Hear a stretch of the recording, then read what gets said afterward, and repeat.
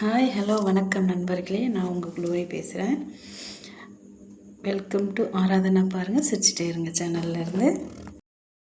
நான் இப்போ எதை பற்றி பேச போகிறேன்னா, அதாவது நம்ம ஊரில் எல்லா ஊர்லேயுமே ரேஷன் கடைங்க இருக்கும் இல்லைங்களா? எந்த ஊர்லேயுமே ரேஷன் கடை இல்லாத ஊரே இருக்க முடியாது, எல்லார் ஊர்லேயும் இருக்கும். எங்கள் ஊர்லேயும் இருக்குது. நானும் ரேஷன் போயிருக்கேன். நீங்கள் எல்லாம் எத்தனை பேர் போயிருப்பீங்க? ஜென்ஸுங்களாக இருந்தால் போயிருக்க மாட்டீங்க, லேடிஸாக இருந்தால் கண்டிப்பாக போயிருப்பீங்க.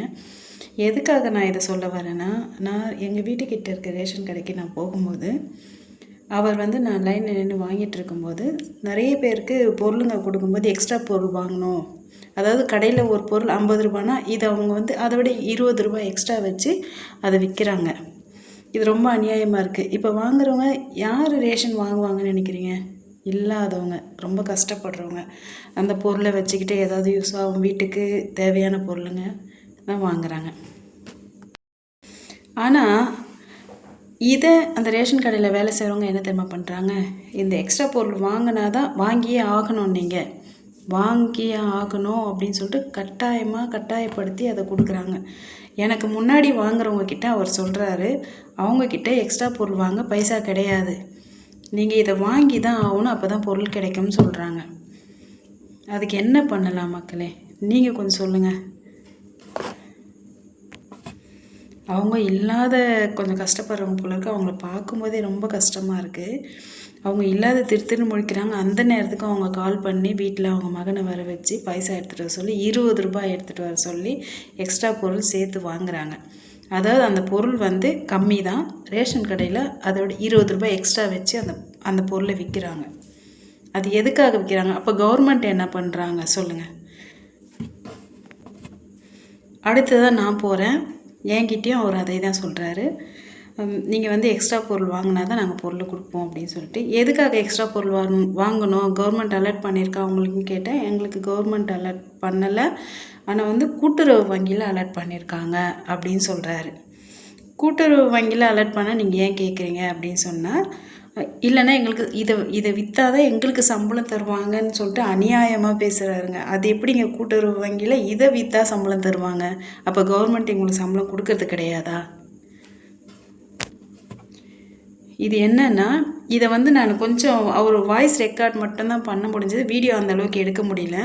அவர் பேசுனத அவர் என்ன சொன்னார்ன்றதை நான் அரசாங்கம் அது தேவையில்லாதுங்க. எங்களுக்கு நாங்கள் ஒயின் ஷாப் போகிறது கிடையாது. எங்களுக்கு தேவை மல்லிகை பொருள். சொல்லமா வருமானம் வர்றது அவங்க கவர்மெண்ட் நடத்துறாங்க, நஷ்டம் வர்றது இது நஷ்டமான தொழில். இது கூட்டுறவு நிறுவனத்துக்கிட்ட கொடுத்து நடத்துறாங்க. அதுலேயே நம்ம தெரிஞ்சுக்கணும், மற்றபடி வேறு எந்த இதுவும் கிடையாது. ஆனால் இது உங்களுக்கு அலர்ட் பண்ணி தான் நீங்கள் இதை சேல் பண்ணுறீங்க. கூட்டுறவு வங்கியில் உங்களுக்கு அலர்ட் பண்ணியிருக்காங்க, எக்ஸ்ட்ரா பொருள் விற்கலான்னு எங்களுக்கு கொடுக்குறாங்க, நாங்கள் விற்கிறோம். புரியல. இல்லை கூட்டுறவு நிறுவனம் எங்களுக்கு சம்பளம் கொடுக்கும். சரி, இதை தான் கொடுக்க முடியும். எக்ஸ்ட்ரா பொருள் நாங்கள் வாங்கினா தான் உங்களுக்கு சம்பளம் தருவாங்க. அப்படி தான் சொல்லின்னு இருக்காங்க காலகாலமாக. நம்ம தான் புரிஞ்சுக்கணும். அந்த வீடியோ பார்த்தீங்களா மக்களே? அங்கே என்ன நடந்திருக்குன்னு பார்த்தீங்களா? ஆனால் எனக்கு என்ன ஒரு கஷ்டம்னா, அங்கே இருக்கவங்க சில பேர் தான் கொஞ்சம் இல்லாதவங்க மாதிரி கொஞ்சம் கஷ்டப்படுற மாதிரி, இல்லாதவங்கள பார்த்தாலுமே படிக்காத ஜனங்களை பார்த்தாலுமே கொஞ்சம் ஏமாத்துகிற ஜனங்க தான் இந்த மாதிரி ரேஷன் கடையில் நிறைய பேர் உட்கார்ந்துட்டுருக்காங்க. நிறைய பேர் படித்தவங்க, டீசெண்டாக இருக்கிறாங்க, ஆஃபீஸ் போகிறவங்க, நல்ல வசதியானவங்க ரேஷனுக்கு வராங்க. ஒரு வார்த்தை தட்டி கேட்கலங்க. இந்த விஷயத்த ஏன் இப்படி பண்ணுறீங்க, எதுக்காக நீங்கள் எக்ஸ்ட்ரா பொருள் வாங்கணும் அப்படின்றத யாருமே கேட்கல. அவங்கவுங்க வேடிக்கை பார்த்துட்டு அப்படியே தான் நிற்கிறாங்க. ஒவ்வொருத்தரும் இந்த விஷயத்தை கேட்டால் இது எப்படி நடக்கும் சொல்லுங்கள்? கண்டிப்பாக நடக்காது. கொஞ்சம் பேர், ஒருத்தருன்றது ஒரு 10 பேர் கேட்டாங்கன்னா அந்த ரேஷன் கடையில் இருக்கிறவங்க பயப்படுவாங்க, எல்லாம் கேள்வி கேட்க ஆரம்பிச்சிடுவாங்க. ஆனால் யாருமே கேட்கல. இதுதான் எனக்கு கொஞ்சம் ரொம்ப கஷ்டமாக இருந்தது. இப்போ எப்போவுமே கேட்க மாட்டேன்றாங்க, அன்னைக்குன்னு இல்லை, எப்போவுமே கேட்க மாட்டேன்றாங்க. இதே மாதிரி எனக்கு தெரிஞ்சு எந்த கவர்மெண்ட்டில் இந்த மாதிரி சொல்லலைங்க. ஆனால் கவர்மெண்ட்டுக்கு தெரியாமல் தான் இது நடக்குது. கேட்டால் கூட்டுறவு வங்கியில் சொல்கிறாங்க அப்படின்னு வாய் கூசாமல் சொல்கிறாங்க. உங்கள் ஊரில் இருக்கிற ரேஷன் கடையில் இந்த மாதிரி நடக்குதா, இந்த மாதிரிலாம் இருக்கிறதா இருந்தால் கமெண்டில் சொல்லுங்கள். இன்னும் ஒன்று, முடிஞ்ச அளவுக்கு இதை தட்டி கேளுங்க. எங்களால் வாங்க முடியாது, நீங்கள் பொருள் கொடுங்கன்னு தட்டி கேளுங்க. உங்களுக்கு நல்லதாக இது இல்லைனாலும் மற்றவங்களுக்காவது கஷ்டப்படுறவங்களுக்கு, நீங்கள் இருக்கப்பட்டவங்களாக இருக்கலாம், ரொம்ப கஷ்டப்படுறவங்களுக்கு இது யூஸ்ஃபுல்லாக இருக்கும்.